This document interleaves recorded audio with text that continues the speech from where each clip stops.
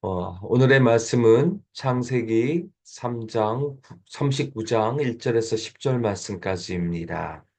제가 봉독하겠습니다. 요셉이 이끌려 애굽에 내려가매 바로의 신하 친위 대장 애굽 사람 보디발이 그를 그리로 데려간 이스마엘 사람의 손에서 요셉을 산이라. 여호와께서 요셉과 함께 하심으로 그가 형통한 자가 되어 그의 주인 애굽 사람의 집에 있으니 그의 주인이 여호와께서 그와 함께 하심을 보며 또 여호와께서 그의 범사에 형통하게 하심을 보았더라. 요셉이 그의 주인에게 은혜를 입어 섬김에 그가 요셉을 가정 총무로 삼고 자기의 소유를 다 그의 손에 위탁하니 그가 요셉에게 자기의 집과 그의 모든 소유물을 주관하게 한 때부터 여호와께서 요셉을 위하여 그 애굽 사람의 집에 복을 내리심으로 여호와의 복이 그의 집과 밭에 있는 모든 소유에 미친지라.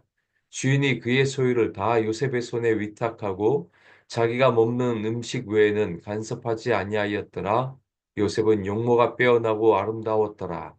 그 후에 그의 주인의 아내가 요셉에게 눈짓하다가 동침하기를 청하니 요셉이 거절하며 자기 주인의 아내에게 이르되 내 주인이 집안의 모든 소유를 간섭하지 아니하고 다 내 손에 위탁하였으니 이 집에는 나보다 큰 이가 없으며 주인이 아무것도 내게 금하지 아니하였어도 금한 것은 당신뿐이니 당신은 그의 아내임이라. 그런즉 내가 어찌 이 큰 악을 행하여 하나님께 죄를 지으리까.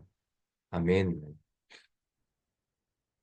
여인이 날마다 요셉에게 청하였으나 요셉이 듣지 아니하여 동침하지 아니할 뿐더러 함께 있지도 아니하니라. 아멘.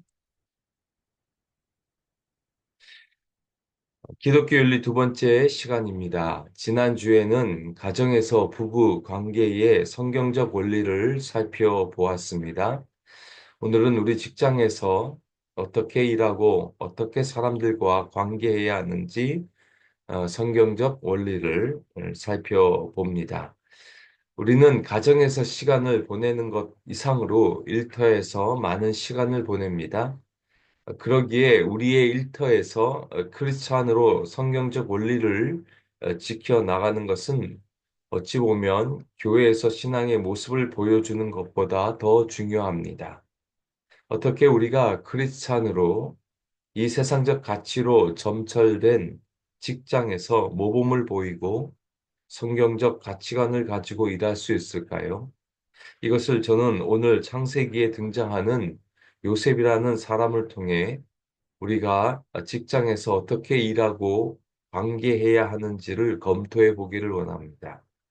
왜 제가 요셉이라는 사람을 선택했는가? 요셉이라는 사람의 인생은 정말 파란만장합니다. 가장 밑바닥 인생에서 가장 최고의 위치까지 오른 사람이 요셉입니다. 감옥에서 모든 인간이 오르고 싶어 하는 그 국무총리의 자리까지 오른 사람이었습니다. 하나님이 요셉을 국무총리로 만들기 위해 요셉을 다양한 장소에서 다양한 일들을 하게 하십니다. 오늘 저와 여러분이 요셉이 다양한 일들 속에서 어떻게 그 일을 해 나가는지 그 성경적 원리를 살펴보면서 우리 모두가 슬기로운 직장 생활을 영위해 나가기를 바랍니다. 아, 첫 번째 성경적 직장 원리의 원리는 하나님이 함께함을 보여주며 일하라는 것입니다. 요셉은 어린 나이 17세에 형들의 미움을 사게 되어 애굽의 노예로 팔립니다. 그리고 첫 번째 직장을 얻습니다. 그 직장이 바로 바로의 친위 대장, 경호처장인 보디발이라고 하는 사람의 집에서 가정총무, 집사 혹은 매니저로 일하게 됩니다. 요셉이 가정총무로서 보디발의 집에서 어떻게 일을 했는지 창세기 39장 2절에서 5절을 다시 한번 보겠습니다. 여호와께서 요셉과 함께 하심으로 그가 형통한 자가 되어 그의 주인 애굽 사람의 집에 있으니 그의 주인이 여호와께서 그와 함께 하심을 보며 또 여호와께서 그의 범사에 형통하게 하심을 보았더라. 요셉이 그의 주인에게 은혜를 입어 섬김에 그가 요셉을 가정총무로 삼고 자기의 소유를 다 그의 손에 위탁하니 그가 요셉에게 자기의 집과 그의 모든 소유물을 주관하게 한 때부터 여호와께서 요셉을 위하여 그 애굽 사람의 집에 복을 내리심으로 여호와의 복이 그의 집과 밭에 있는 모든 소유에 미친지라. 여러분 2절에서 5절까지 쭉 보시면 요셉이 어떻게 일을 했는지 소개하는데 누가 주인공처럼 소개됩니까? 요셉이 아니라 여호와 하나님이 전면에 등장합니다. 이 문장의 주어가 요셉이 아니라 모두 하나님입니다. 한번 확인해 볼게요. 2절에 여호와께서 요셉과 함께 하심으로 3절 여호와께서 요셉과 함께 하심으로 여호와께서 그의 범사에 형통하게 하심을 5절 여호와께서 요셉을 위하여 그 애굽 사람의 집에 복을 내리심으로 여호와의 복이 그의 집과 밭에 있는 모든 소유에 미친지라. 그렇죠? 요셉이 잘 되고 형통한 것, 그 모든 것이 하나님의 작품임을 강조하고 있습니다. 그런데 여기서 중요한 사실은 3절을 보시면 그의 주인이 여호와께서 그와 함께 하심을 보며 또 여호와께서 그의 범사에 형통하게 하심을 보았더라. 두 번이나 보디발이 보았다라고 말합니다. 보았다라는 것은 영어 성경을 보시면 observing, 관찰한 것입니다. 자세히 관찰해 본 결과 하나님이 요셉과 함께하고 하나님이 요셉을 형통하게 한 것을 누가 보았다고요? 친위대장, 경호대장이었던 오디발이 확실히 보았다는 것입니다. 저는 이게 직장 생활의 가장 중요한 요소라고 생각합니다. 우리 크리스찬이 일터에서 상사에게, 부하들에게, 혹은 사업하는 동료에게, 아, 저 사람은 하나님이 함께하고 있음을 보여줄 수 있어야 합니다. 여러분, 이게 너무 낭만적이고 비현실적인 이야기일까요? 오히려 직장 생활이 더 힘들어지는 것일까요?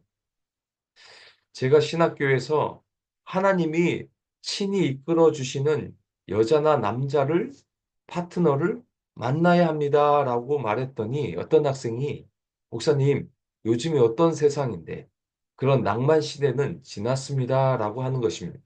과연 그럴까요? 저는 아니라고 봅니다. 자꾸 삐딱하게만 보지 마십시오. 자꾸 현실적인 눈으로만 보지 마십시오. 하나님의 말씀이라면 그 말씀을 믿고 한번 순종해 보십시오.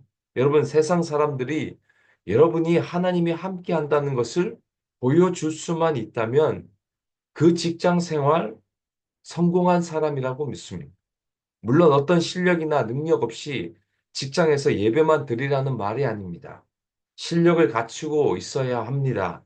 그거는 당연한 거고, 그러나 무엇보다 그 직장에서 하나님이 여러분과 함께함을 보여준다면 어찌 그 사람을 하나님이 높여주지 않겠습니까? 이게 우리의 믿음이 되어야 합니다. 그래서 사도 바울이 하나님과 함께 한다는 것을 고린도 후서 3장 3절에서 이렇게 말합니다. 너희는 우리로 말미암아 나타난 그리스도의 편지니. 너희들은 그리스도의 편지라고 말합니다. 여러분, 그리스도의 편지라는 말이 무슨 의미일까요? 무슨 일을 하든지 어떤 상황에든 여러분을 통해 그 상대방에게 예수님이 읽혀져야 합니다. 상대방이 여러분의 말과 행동을 통해 예수를 읽을 수 있게 해야 합니다. 여러분 안에, 여러분 안에서 예수님을 보게 해줘야 합니다. 여러분의 말과 행동 속에서 예수를 드러내야 합니다. 그래서 제가 아침 기도 시간에 기도를 위한 찬양을 틀어주는데요. 그 찬양 중에 찬송가 89장 샤론의 꽃 예수라고 하는 찬송가가 있습니다. 1절 가사를 소개합니다. 샤론의 꽃 예수 나의 마음에 거룩하고 아름답게 피소서.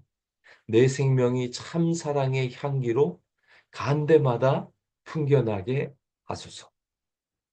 예수님을 샤론이라는 지역의 꽃으로 묘사하면서 그 꽃이신 예수가 내 마음에 거룩하고 아름답게 피워서 내가 간 곳마다 그 예수의 향기를 풍겨나게 해달라는 찬양입니다. 그래서 사도 바울이요, 고린도 2장 15절에서도 이렇게 말합니다. 우리는 구원받는 자들에게나 망하는 자들에게나 하나님 앞에서 그리스도의 향기. 여기서 망하는 자들이 누굽니까? 예수를 알지 못하는 세상 사람들을 말해요. 그 세상 사람들에게 그리스도의 향기를 발해야 하는 것입니다. 어떻게 하면 예수 믿지 않는 자들에게 그리스도의 향기를 발할 수 있을까요? 말씀 보십시오. 하나님 앞에서 그리스도의 향기라고 말합니다. 우리가 직장 생활할 때 예수 모르는 자들에게 그리스도의 향기를 발할 수 있는 방법은 우리가 하나님 앞에 있다는 인식을 가지고 일해야 합니다. 다시 말씀드리면 우리는 직장에서 하나님 앞에서 일하는 사람들입니다. 하나님 앞에서 일하는 사람처럼 일할 때 그 사람 안에서 그리스도의 향기가 자연스럽게 풍겨납니다. 여러분, 진짜 좋은 향기는 사람들이 이게 무슨 향기이지라고 묻습니다. 억지로 향기를 바랄 필요가 없습니다. 하나님 앞에 있으려고 한다면 망하는 자들에게, 이 세상 사람들에게 저와 여러분은 그리스도의 향기를 바라게 될 것입니다. 이 그리스도의 향기를 바라면서 직장 생활하시는 저와 여러분 되시기를 바랍니다. 우리 두 번째, 정직과 성실함으로 일해야 합니다. 이게 바로 첫 대지에서 언급한 그리스도의 향기를 바라는 구체적인 방법이기도 합니다. 왜 제가 정직과 성실함을 택했는가? 여러분, 성경에서 요셉처럼 정직했던 사람이 어디 있을까요? 요셉이 정직하다는 것을 어떻게 알 수 있습니까? 창세기 39장 7절 말씀을 보세요. 그 후에 그의 주인의 아내가 요셉에게 눈짓하다가 동침하기를 청하니 보디발의 아내가 요셉을 유혹합니다. 그냥 유혹한 것이 아닙니다. 10절 말씀을 보시면 여인이 날마다 요셉에게 청하였으나 날마다 유혹했다고 하지 않습니까?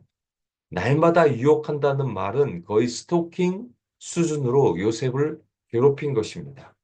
물론 요셉의 용모가 빼어났다고 성경은 소개하고, 그래서 날마다 여자가 유혹하니 요셉이 얼마나 힘들었겠습니까? 9절 하반절도 보세요. 그런즉 내가 어찌하여 이 큰 악을 행하여 하나님께 죄를 지으리까? 하나님의 이름을 언급하면서 나는 하나님께 죄를 짓지 않겠다고 말을 했음에도 불구하고 보디발의 아내의 유혹은 계속됩니다. 보디발의 아내의 유혹도 대단했지만 저는 요셉의 거절도 대단한 것입니다. 날마다 유혹했는데 요셉은 날마다 거절한 것입니다.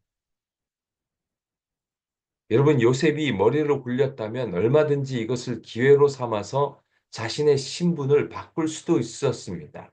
그런데 그렇게 하지 않습니다. 요셉이 어떤 결심을 보여줍니까? 10절 중반절 요셉이 듣지 아니하여 동침하지 아니할 뿐더러 함께 있지도 아니하니라. 죄의 유혹의 자리에 함께 있지도 않았습니다. 그 죄의 자리에 가지도 않은 것입니다. 여러분, 이 정도의 사람이면 요셉이 얼마나 정직했는지, 자신의 인테그러티를 얼마나 지키려고 노력했는지 우리는 잘 알 수 있습니다. 보십시오. 요셉이 어떻게 형통하게 되었는지 아십니까? 왜 그가 나중에 국무총리가 되었는지 아십니까? 첫 대지에서 언급했지만 바로 하나님 앞에 있는 것처럼 행동하며 정직과 성실함을 지켜낸 것입니다. 최소한 보디발은 하나님이 요셉과 함께 하는 것을 보았지만 보디발의 아내는 하나님이 요셉과 함께 하는 것을 보지 못했습니다. 이 정직과 성실함에 대한 말씀이 신약 성경에도 소개됩니다. 그게 바로 달란트 비유인데요. 마태복음 25장 23절 말씀 보십시오. 그 주인이 이르되 잘하였도다. 착하고 충성된 종아. 내가 적은 일에 충성하였음에 내가 많은 것을 내게 맡기리니 내 주인의 즐거움에 참여할지어다 하고 여러분, 착하고 충성된 것이 뭘까요? 착하다는 것이 뭘까요? 그게 정직한 것입니다. 충성된 것이 뭘까요? 그게 성실함입니다. 착하고 충성될 때, 정직하고 성실할 때 어떻게 된다고 말해줍니까? 23절 말씀 잘 보세요. 내가 적은 일에 충성하였음에 내가 많은 것을 내게 맡기리니. 적은 일에 충성하고 성실할 때 더 많은 일을 맡게 됩니다. 더 큰 일을 맡게 됩니다. 이게 여러분의 승진하는 것 아닙니까? 더 좋은 직장을 얻게 되는 것 아닙니까? 이게 여러분이 잘 되는 일 아닙니까? 요셉 보세요. 오늘 읽지 않았지만 결국 요셉은 보디발의 아내가 요셉의 자신을 겁탈하려고 했다고 우기는 바람에 오히려 억울한 누명을 쓰고 감옥에 2년 동안 갇히게 됩니다. 요셉의 인생에 가장 힘든 시기를 맞이하게 됩니다. 그런데 요셉은 그 감옥에서조차 착하고 충성스럽게 감옥의 모든 재반 업무를 다 맡아서 일합니다. 그랬을 때 하나님이 결국 요셉을 국무총리가 되게 합니다. 요셉은 감옥에서 다양한 사람을 만나고 거기서 밑바닥 행정을 다 배운 그 경험으로 국무총리가 됩니다. 여러분, 감옥의 재반 업무와 국무총리 일이 비교가 됩니까? 안 됩니다. 그러나 감옥에서 그 적은 일에 충성했을 때, 정직하고 성실하게 일했을 때, 하나님이 감옥의 재반 업무와 비교될 수 없는 더 큰 일, 국무총리의 일을 맡기게 합니다. 얼마나 수직 상승한 것입니까? 죄인이 하루 만에 국무총리가 됩니다. 이게 어찌 인간이 할 수 있는 일입니까? 하나님이 해 주신 일입니다. 여러분, 뭐가 직장에서 그리스도의 향기를 바라는 사람일까요? 어떤 사람이 그리스도의 편지일까요? 여러분, 직장에서 착하고 충성스럽게 일하십시오. 하나님 앞에서 정직하고 성실한 마음으로 일하십시오. 그럼, 그러면 사람들이, 아니, 하나님이 여러분을 눈여겨 보십니다. 한 달란트 받았던 종이 주인으로부터 꾸지람을 들었어요. 왜요? 그는 받은 달란트를 가지고 그냥 땅에 묻어버립니다. 그랬을 때 주인이 뭐라고 얘기합니까? 악하고 게으른 종아. 꼼수 피우고 요령 피우며 그렇게 일하지 마십시오. 하루하루 나에게 맡겨진 일들, 때론 힘들지만 하나님 앞에서 정직하고 성실하게 일하십시오. 그럴 때 하나님이 더 큰 일을 여러분들에게 맡게 해 주실 것입니다. 그 사람을 국무총리와 같은 자리로 올라앉게 해 주실 줄로 믿습니다. 이와 같은 축복이 저와 여러분들에게 함께 하시기를 축원드립니다. 마지막 세 번째, 우리가 성경적 직장 원리는 자부심을 가지고 일하라는 것입니다. 왜 그럴까요? 5절 말씀을 보십시오. 그가 요셉에게 자기의 집과 그의 소유물을 주관하게 한 때부터 여호와께서 요셉을 위하여 그 애굽 사람의 집에 복을 내리시므로. 여러분, 여기서 중요한 단어가요. 한 때부터입니다. 누가 일하기 시작한 때부터? 바로 요셉이 보디발의 집에서 일을 시작한 때부터 애굽 사람의 집 보디발의 집에 하나님의 복이 임합니다. 자, 5절 다시 한번 보세요. 저는 정말 깜짝 놀랄 사실을 발견했는데요. 여호와께서 요셉을 위하여 그 애굽 사람의 집에 복을 내리심으로. 엄밀히 말하면 애굽 사람의 집에 잘 되는 이유는 보디발을 위한 것이 아니에요. 누구를 위해서라고 말합니까? 영어를 보시면 because of Joseph. 요셉 때문에 보디발의 집에 전체의 복을 주신 거예요. 여러분 보세요. 이게 윈윈 하는 일입니다. 요셉 때문에 보디발의 집이 축복을 받고 하나님이 보디발의 집에 축복을 내리신 이유는 요셉 한 사람 때문에 그 요셉을 위하여 축복을 한 것입니다. 그러니 여러분 자부심을 가지십시오. 여러분이 일하는 그 직장 때문에 잘 될 것입니다. 그 직장이 잘 됨을 통해 여러분도 잘 될 것입니다. 이런 일은 요셉 때만 일어난 일이 아닙니다. 요셉의 아버지 야곱 때도 마찬가지예요. 창세기 30장 27절 말씀을 보십시오. 라반이 그에게 이르되 여호와께서 너로 말미암아 내게 복 주신 줄을 내가 깨달았노니 내가 나를 사랑스럽게 여기거든 그대로 있으라. 자, 여러분, 너 야곱 때문에 내 집이 복을 누리는데 야곱아, 나랑 같이 있자라고 외삼촌 라반이 먼저 제안을 합니다. 야곱 때문에 라반의 집이 복을 받습니다. 창세기 30장 30절도 마찬가지예요. 내 발이 이르는 곳마다 여호와께서 외삼촌에게 복을 주셨나이다. 이 발은 야곱의 발입니다. 야곱이 일하는 그 곳곳마다 여호와 하나님이 외삼촌 라반의 집에 복을 준 것입니다. 누구 때문에? 야곱 때문에. 여러분 동일합니다. 여러분이 일하는 그곳에, 여러분이 발이 이르는 그곳에 여러분 한 사람 때문에 직장이 잘 될 수밖에 없습니다. 여러분을 위해서라도 하나님이 여러분이 일하는 그 직장을 잘 되게 해 주실 것입니다. 예수 믿는 자들이 일하는 직장이 안 되면 그것은 이상한 일입니다. 하나님이 함께하고 있는 여러분이 계신 직장인데 어떻게 그 직장이 망할 수 있고 잘 되지 않을 수 있겠습니까? 그러니 여러분 자부심을 가지셔야 돼요. 마지못해 일하지 마십시오. 여러분의 태도와 생각이 바뀌셔야 합니다. 하나님이 나와 함께 하니 내가 일하는 그 직장은 나로 말미암아 잘 될 것이다 라고 하는 마음과 자세로 일하십시오. 그러니까 여러분 이렇게 생각하세요. 여러분은 직장의 꽃이라고 생각하셔야 됩니다. 이게 너무 부담되시면 여러분은 직장의 축복의 통로라고 생각하시면서 일하셔야 됩니다. 여러분을 통해 하나님의 복이 그 직장에 흘러가고 여러분을 통해 그 직장이 하나님의 축복을 받게 됩니다. 이런 마음으로 일할 때 어찌 여러분이 일터에서 아무렇게나 일할 수 있겠습니까?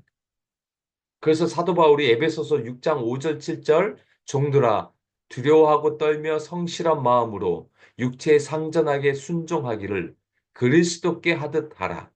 눈가림만 하여 사람을 기쁘게 하는 자처럼 하지 말고 그리스도의 종들처럼 마음으로 하나님의 뜻을 행하고 기쁜 마음으로 섬기기를 주께 하듯 하고 사람들에게 하듯 하지 말라. 이렇게 말하는 것입니다. 성실한 마음으로 또 기쁜 마음으로 사람을 섬기듯이 눈가림하듯이 일하지 말고 주를 섬기듯이 착하고 충성되게 일하라는 것입니다. 왜요? 여러분을 통해 여러분도 복을 받고 여러분의 직장도 여러분 때문에 축복되어지는 그 축복의 통로임을 잊지 말라는 말입니다. 여러분, 우리가 축복의 통로가 되는 것은 하나님이 우리에게 맡겨주신 사명이에요. 창세기 12장을 보면 하나님이 아브라함을 불렀을 때 어떤 약속을 했죠? 창세기 12장 2절 3절입니다. 내가 너로 큰 민족을 이루고 내게 복을 주어 내 이름을 창대하게 하리니 너는 복이 될지라. 너를 축복하는 자에게는 내가 복을 내리고 너를 저주하는 자에게는 내가 저주하리니 땅의 모든 족속이 너로 말미암아 복을 얻을 것이라 하신지라. 여러분 이 성경 구절은 너무너무나 중요한 성경 구절이에요. 왜냐하면 여기에 우리의 정체성과 사명이 나와요. 이게 하나님이 우리를 이 땅에 존재하게 하신 목적입니다. 우리의 정체성이 뭐라고요? 너는 복이 될지. 여러분 저주가 아닙니다. 여러분은 사랑받기 위해 태어난 복덩어리 자체예요.